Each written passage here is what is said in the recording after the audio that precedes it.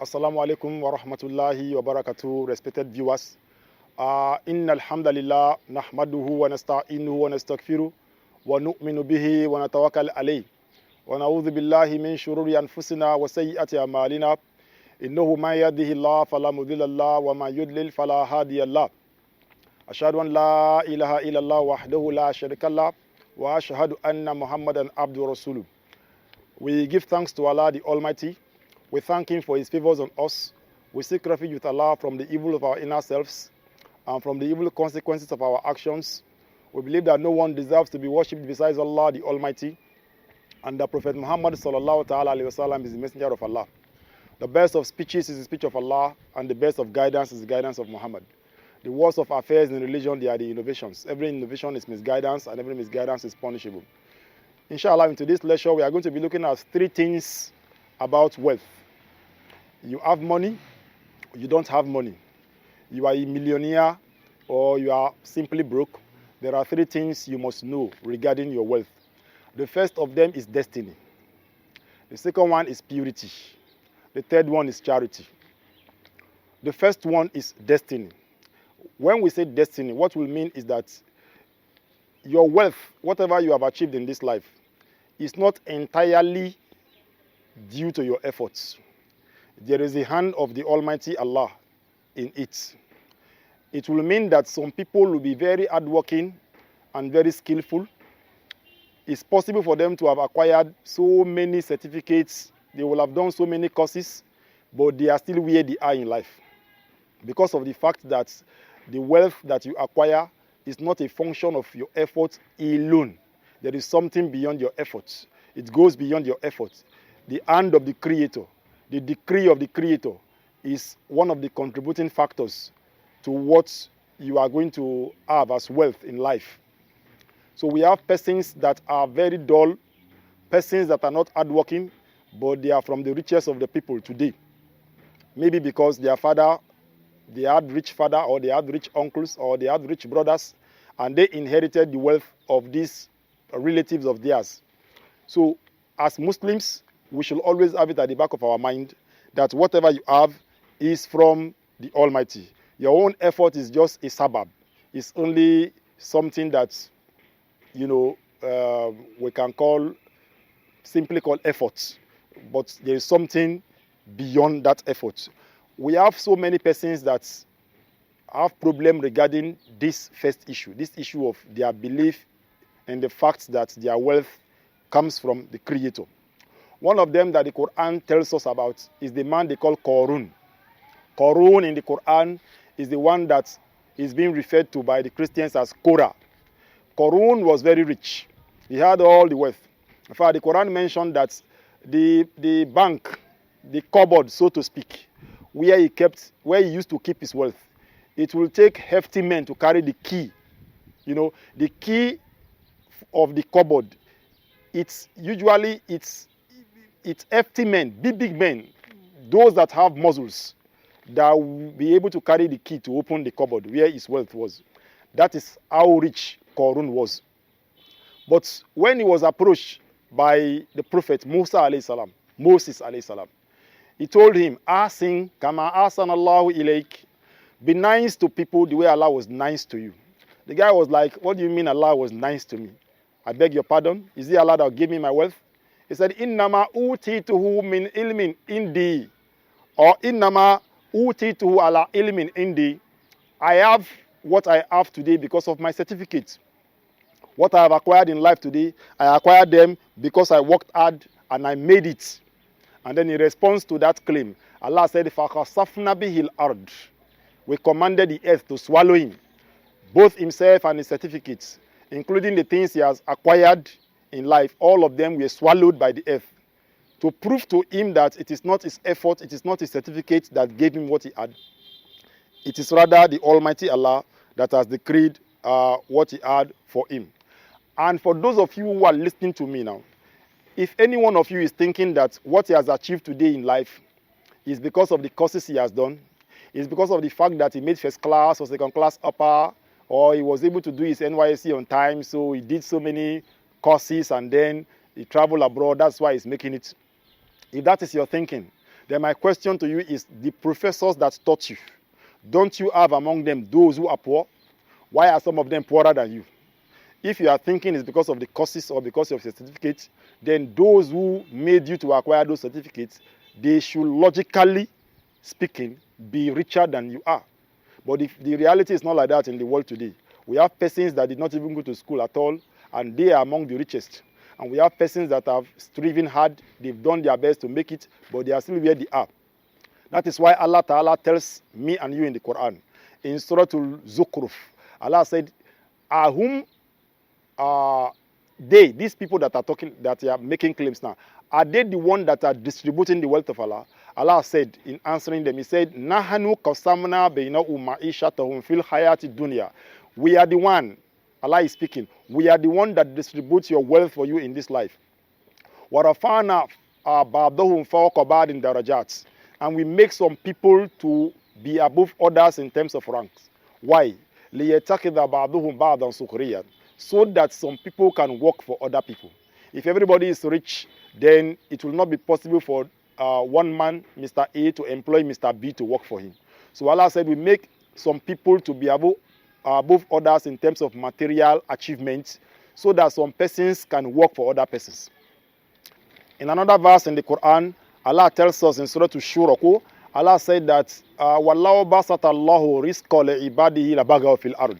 If Allah makes everyone on the earth's surface to become rich, then there will be so much arrogance on the earth. لَبَغَوْا فِي الْأَرْضِ. They will show too much, they will flex too much muscles.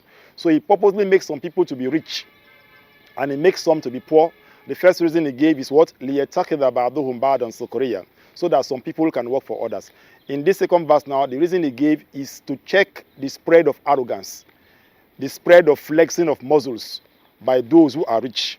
So this is the belief of the Muslims.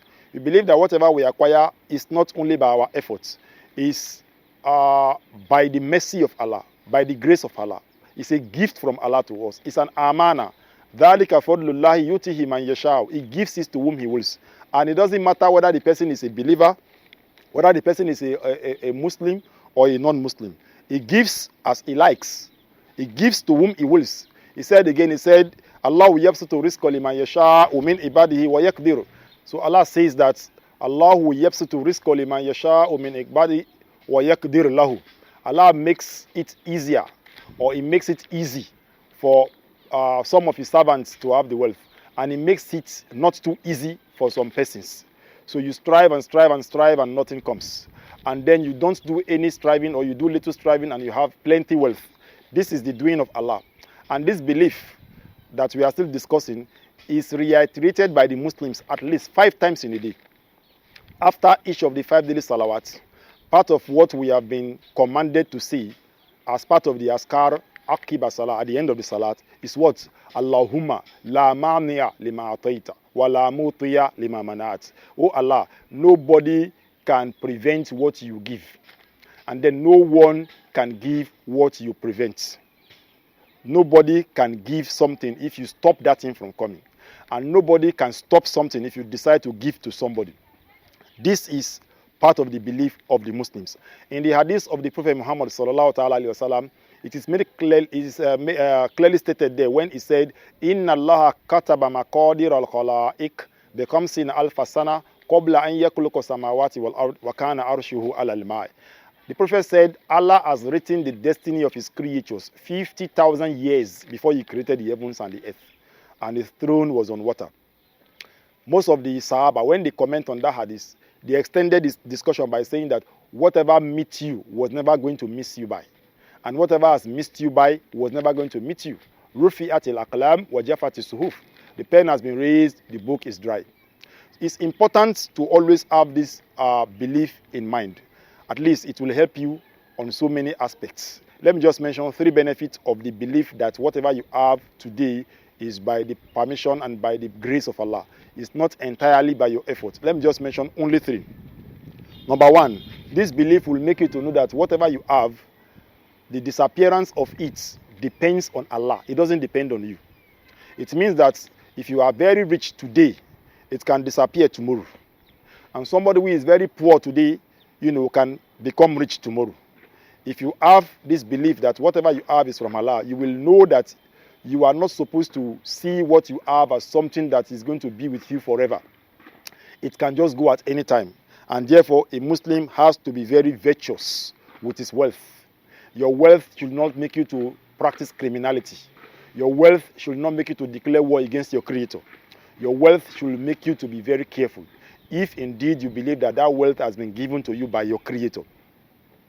Somebody who does not believe that the wealth has been given to him by his Creator can afford to do what he likes with his wealth, and he can afford to, misbehave as he pleases. In Surah Al-Kahf, Allah Ta'ala mentioned to us the story of a man who was blessed.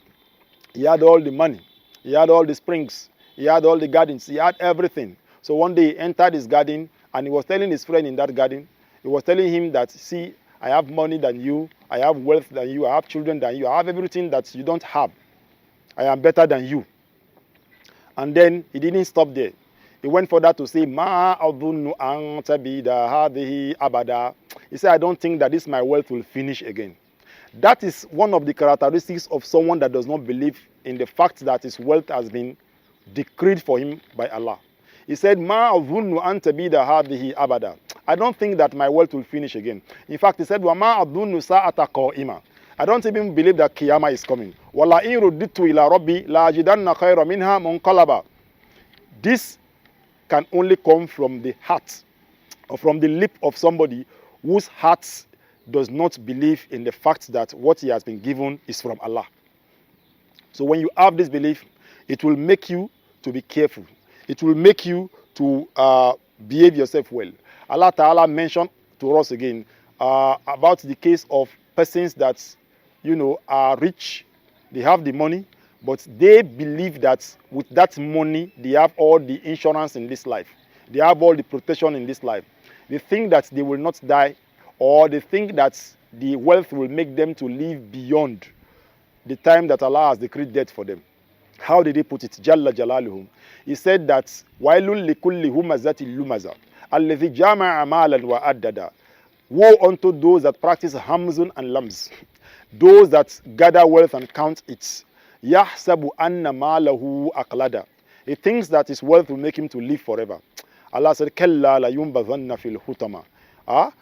وَمَا أَدْرَكَ مَا الْحُطَمَةِ نَارُ اللَّهِ الْمُوقَدَةِ. He is going to be destroyed because of his belief that his wealth will make him to live forever. His belief that his wealth will not disappear again. His belief that he has gotten all the connections, he has all the certificates. If one job ends by means of his CV, he can easily get another job. That belief itself is kufr. Whoever is having that belief has declared war against his Creator. So you must believe that your wealth is coming from Allah, and Allah can take it anytime He pleases. But we pray Allah to protect us and protect our wealth for us. The second thing you stand to benefit by believing that what you have is from Allah is that you will be free. Many of the diseases of the heart, you will be free from them. You will not be afflicted, with many of these diseases of envy, for example. Somebody has and you don't have, you will not envy him, because you know that what he has gotten is not by his effort, it is from his Creator. And what you have not gotten is not because you are lazy, and it's not because you are not righteous. It's just the fact that the Creator has decided to leave you in that level. Remember the verse we quoted at the beginning. نَحْنُ قَسَّمْنَا بَيْنَهُمْ مَعِيشَتَهُمْ فِي الْحَيَاةِ الدُّنْيَا. And he said, وَرَفَعْنَا بَعْضَهُمْ فَوْقَ بَعْضٍ دَرَجَاتٍ. Allah lifts some people in ranks above others. It makes some people to be higher than others in rank, so that some persons can work for others, so that some persons' flexing of muscles can be checked. So the point is that it has nothing to do with righteousness. It has nothing to do with sinfulness most of the time. Sometimes Allah can give you as a reward for your righteousness. Sometimes Allah can give you wealth, yes, as a punishment for your sinfulness. We have evidence for that in the Quran. Some persons are blessed with wealth as a punishment for their sinfulness. The Quran says, وَلَمَّا نَسُوا مَا ذُكِرُوا بِهِ. Yes. وَلَمَّا نَسُوا مَا ذُكِرُوا بِهِ فَتَحْنَا لَهُمْ أَبْوَابَ كُلِّ شَيْءٍ. When they forgot the warning, when they forgot the reminder of the prophets, Allah opened to them the doors of all the good things in this life, so that when they began to enjoy, Allah cut them unexpectedly. So it means that some blessings, quote and unquote, are as a result of your sin. And some blessings, quote and unquote, they are as a result of what? Your righteousness. But most of the time, fi aglab al-awqat, once you are blessed with wealth, or once you are deprived of wealth, it has nothing to do with righteousness. It has nothing to do with sinfulness. It's just a measure that Allah has decreed, for His servants. The last thing you stand to gain, if you believe in the fact that your wealth is decreed by Allah, is that it will help you not to boast if you have it. And it will help you not to regret to the point of being depressed if you don't have it. Yes, the Quran states that whatever happens in this dunya, we have written it in the book before it comes into existence. What did he now say at the end? لِكَيْ لَا تَعْسَوْا عَلَى مَا فَاتَكُمْ وَلَا تَفْرَحُوا بِمَا أَتَاكُمْ. So that you don't begin to get yourself, to the level of boasting. You don't begin to praise yourself and say, yes, I made it because I was intelligent. I made it because I read. I made it because I did some professional courses. You don't begin to talk like that, because that is the talking of the kuffar. You will know that what you have is a blessing from Allah. You will not boast. Wala tafrahu likay la tasaw ala ma fatakum, so that you will not be depressed over what has missed you by. The wealth that you pursue, the job that you pursue, you could not get. You will not be depressed because of it. Neither should you start to boast because of what you have achieved. Inna Allah la yuhibbu kulla muqtalin fakur. Allah does not like every arrogant boaster. So these are what you stand to gain when you believe in the fact that your wealth has been decreed for you by Allah.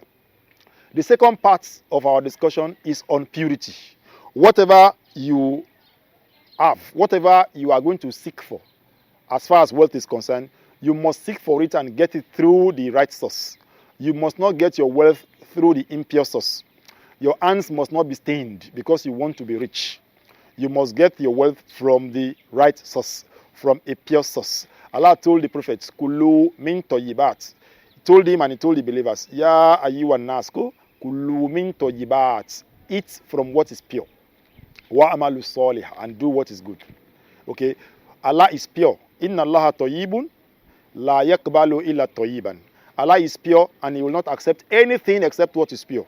Wa inna Allah amara al-mu'minina bima amara bihi al-mursalin. Allah has commanded the believers with what He has commanded His prophets. And part of the command He has given to the prophet is what? Always make sure that nothing enters your mouth except what is pure. Something could be said to be impure if fi dhatihi, that is by itself, it is impure. Like the pork meat. Lahmul khinzir is impure by the Nasul Quran. Dog and the rest, they are all impure. But something could also said to be impure if it is supposed to be pure ordinarily, like rice, but it is acquired with an impure money. Yani, you acquire it with money gotten from impure sources. Okay, so a Muslim should make sure that it doesn't eat anything into his system except what is from the pure source. And we used to tell people that wealth is like pregnancy in some aspects. If you want pregnancy from the wrong man, if the wrong man sleeps with you, it is possible for you to get pregnant. If the right man sleeps with you, it is possible for you to get pregnant. There is no such thing as the baby that you have is not from God. There is no such thing like that. All babies are from God. If you like sleep with your father and you get pregnant, the baby you get is from God. If you like sleep with your brother, blood brother, the same father, the same mother, and you get pregnant, the baby is from God, but you are the one that is going to be punished for practicing something that is an abomination in the deen. The point we are making is that if you decide to earn your money through the impure means, through the dirty means, through blood, that's wealth. It is still from the decree. We mentioned now that nothing comes to a man unless what Allah has decreed for him. That wealth is part of Allah's decree, but you are going to go down for it, for seeking your wealth through the impure source. Just like the way the girl that allows herself to be impregnated by her father, herself and the father, they are going to go down for seeking something from God through the wrong source. This is how you should understand this matter. So if you seek your wealth through the wrong source, you get the wealth if Allah wills. You will not get it if He wills. If you finally get it, it's part of the decree of Allah that He should give you that wealth. But you are going to go down in destruction for seeking your wealth through the wrong source.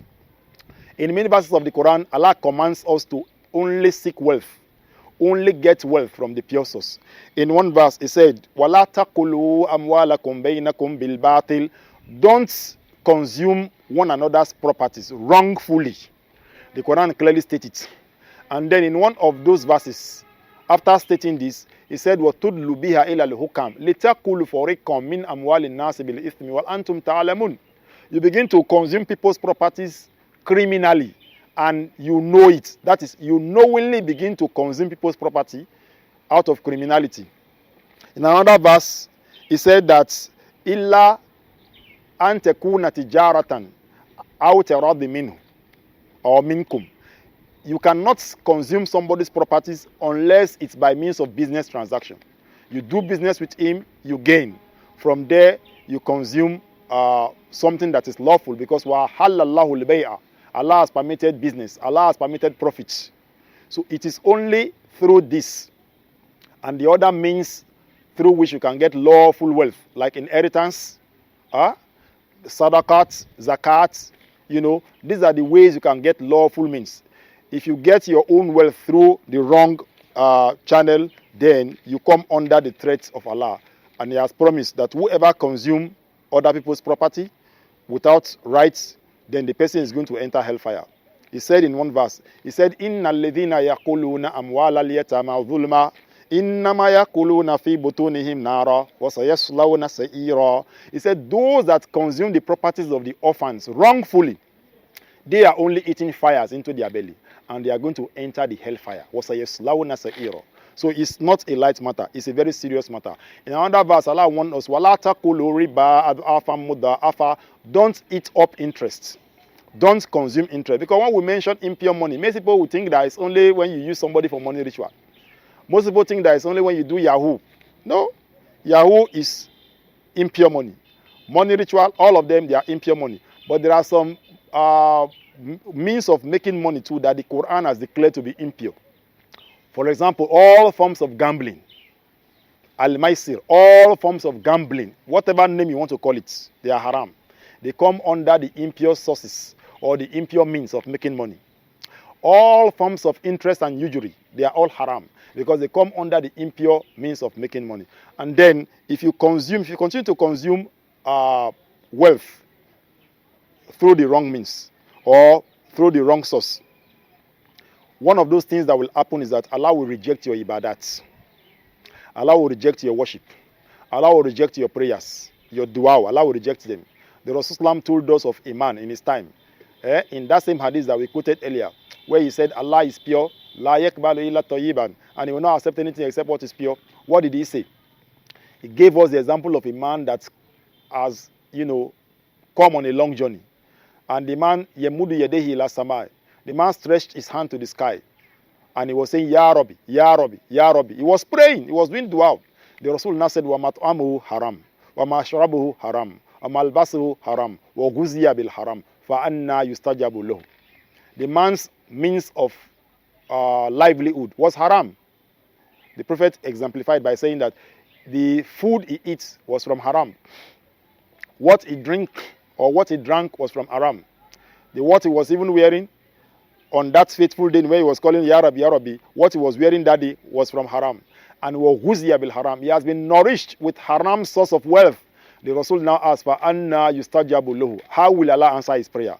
So the evidence that can be taken from this hadith is that if you are consuming wealth wrongfully, if you are a criminal, you are not getting your wealth from the wrong source, or your wealth is not pure, your hands are stained with impurities in the process of getting your wealth, the Prophet made us understand in that hadith that you stand the chance of having your ibadat rejected, including your invocations. You call on the Almighty Allah, He will not answer you. So, for example, He warned us again regarding riba. He said, Ya ayyuhal ladina amanu, O you believe, taqullah, fear Allah, wa dharu ma baqiya min riba, give up whatever is left of riba, whatever is left of interest. Give it up. In kuntum mu'minin, if you know you are believers. Then He warned, wa in lam taf'alu, if you don't do this command, fa'dhanu bi harbin min Allah, prepare for war with Allah. One of the ways of having that war with Allah is that you will call on Allah when you need him the most, he will not answer you. Say for dhanu bi harbi min Allah wa rasuli.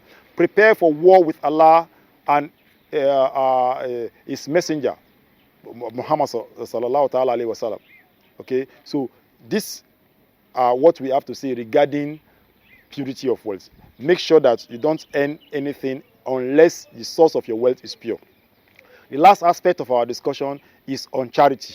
Whatever you have acquired, you should know that Allah gives it to you. Yes, number one. Number two, Allah gives it to you for reasons. We mentioned two reasons at the beginning of this lecture. We said that one of the reasons why you are richer than somebody is so that you can employ the person, so that he can work for you. We said again that one of the reasons why somebody else is poorer than you is so that people will not be flexing muscle unnecessarily on the earth's surface. Now we are mentioning another reason now. One of the reasons Allah gives you what you have is because of those around you, from your family members, your neighbors, your in-laws, those around you, so that you spend on them if they are less privileged. Spending on the less privileged is a commandment from Allah that Allah has emphasized onto the point that he said, if you refuse to do it, you are going to have so much problems in this life and the hereafter. In one of such verses, Allah Ta'ala said, O you believe, Ya ayyuhalladhina amanu, O you who believe, anfiku, spend, mimma razaqnakum, spend out of what we have provided for you, min qabli an yatiya yawmun, before a day comes. A day is going to come upon every one of you, whether you like it or not. La bay'un fihi, wala khullatun, wala shafa'a. On that day, there's not going to be transaction. There's not going to be friendship. There's not going to be intercession, unless if Allah wills. A day like that is coming. A day is coming when your bank account will become useless. There's a day that is coming that your naira and dollars will not be of any use to you. La yanfa'u malun wala banun illa man atallaha biqalbin salim. Your money, your children will not be of any benefit to you unless you come to Allah with a pure heart. So whatever you have acquired, you must make sure you spend them on those who are less privileged if you want your Creator to be happy with you. And it's also a part or a way of showing gratitude to him. Spending on those who don't have is a way of showing gratitude to him for what he has done for you. The Prophet Muhammad sallallahu alaihi wasallam was discussing the things that cancel sins and the things that raises somebody's ranks. And then when he was teaching his Sahaba, he said that should I teach you about ad-darajat and al-kafarat. Ad-darajat are those things that raise your rank as a Muslim. And then al-kafarat are those things that help to cancel your sins. He said, should I tell you about ad-darajat and al-kafarat? When he was going to mention, one of the things he mentioned is what? Ifsha'u salam. And then he mentioned itu'amu ta'am. And then he mentioned salatu fil layli wa nasu niyam. So what is Ifsha'u Salam? Ifsha'u Salam is to be greeting people with Assalamu alaikum. That's as simple as it is one way to increase your rank or to cancel your sins. Then he mentioned Itu'amu Salam, Itu'amu Ta'am rather. Feed people, give people food. Help those who don't have. Let them benefit from you. Let them praise Allah through you. That, oh, thank Allah, oh Allah, we thank you for bringing such person to our community. That's how it's supposed to be. Let it not be that they'll be raining curses on you because you are so stingy. It's a very serious matter. So, giving to those who are less privileged is a command in Islam. So when you have wealth, don't think that the wealth is for you alone. It's for you, yes, but it's also for those who are less privileged. Compulsorily, you have no say in it because the one that gave you that wealth is the one that commanded you to spend on them. He asked you to spend on them.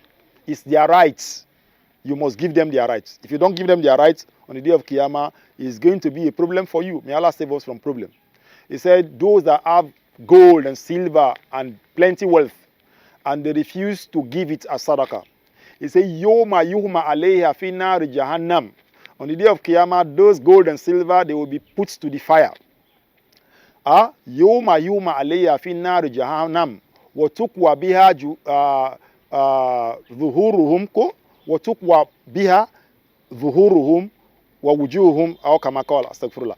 Allah said on that day he will put that material into fire, and then he will use it to burn you for refusing to give from it as zakat. And he will tell you, Hadha ma kannastum li anfusikum. This is what you gather and amass for yourself alone. For dhuku ma kuntum teknizun. So you must spend from what he has given to you. If not, on the day of judgment, there is going to be a problem for you. In so many verses of the Quran, Allah encouraged us to give. In one verse, he said, Inna Allah ya'muru bil adli wal ihsan. Allah has commanded you to practice justice and goodness. Wa ita'i dhil qurba. And Allah has also commanded you to give your money to your relatives. He has commanded you to spend your money on your relatives. Your father, your mother, your brothers, your sisters, those around you, in-laws. Spend your money on them before it is too late. Then he also said, when he was emphasizing on the importance of spending, he said, فَأَمَّا مَنْ أَعْطَى وَاتَّقَى. As for those that give and they have taqwa, وَصَدَّقَ بِالْحُسْنَى, and they believe in al-husna, فَسَنُيَسِّرُهُ لِلْيُسْرَى. We are going to make it easy for them, the path to what? The path to salvation, the path to success. But وَأَمَّا مَنْ بَخِلَ وَاسْتَغْنَى. As for those who are stingy and they believe that they are self-sufficient, وَكَذَّبَ بِالْحُسْنَى, and they deny al-husna, what did he say about them? فَسَنُيَسِّرُهُ لِلْعُسْرَى. We are going to make the path to destruction easy for them. In the Quran also, Allah mentioned the case of those who complain when they are tested with little financial hardship. They will say, Rabbi ahanan, my Lord has disgraced me. Because he is broke, he says his Lord has disgraced him. Allah now said, but you people that complain like this, Kella bella tukrimuna al-yatim. You don't use to assist or honor the orphans. Wala tahadhuna ala ta'amil miskin. Neither do you use to emphasize or enforce the feeding of the poor. Rather, what do? وَتَأْكُلُونَ تُرَاثَ أَكْلًا لَمًّا وَتُحِبُّونَ الْمَالَ حُبًّا جَمًّا. You eat up all the inheritance, and then you love wealth with much wealth. You love wealth too much. They now said, the day that the earth is going to quake or suffer earthquake, its final earthquake, that day is coming. So spend your money before that day. In Suratul Ma'un, when Allah was describing those that disbelieve in the religion, those that are not people of religion, one of the traits, their qualities as mentioned in that surah, he said, "Wala yahuddu ala ta'amil miskin." They don't use to emphasize on the feeding of the poor. So spending your money on those who are less privileged is a compulsory aspect of the deen. The third pillar of Islam is what? Ita'u zakah. Giving part of your wealth to the poor. Alladhina, those people that hum fi amwalihim haqqun ma'lum, from their wealth, maybe from their salary monthly, or from their salary yearly, or from whatever, however they get their money, there is haqqun ma'lum. There is a fixed percentage, a fixed portion that is meant for who? Lisa'ili wal mahrum, for those that ask them for help and those that are so shy to ask, even though they need it. So these are the three important things everyone must know regarding wealth: destiny, purity, and charity. May Allah make it easy for us to have this belief in the fact that whatever we have is from Allah. And may Allah also assist us to be able to acquire our wealth through the lawful means, through the pure means. And when we now get that wealth, may Allah bless us with the ability to spend for the sake of Allah. أقول قولي هذا وأستغفر الله ولكم والسلام عليكم ورحمة الله وبركاته.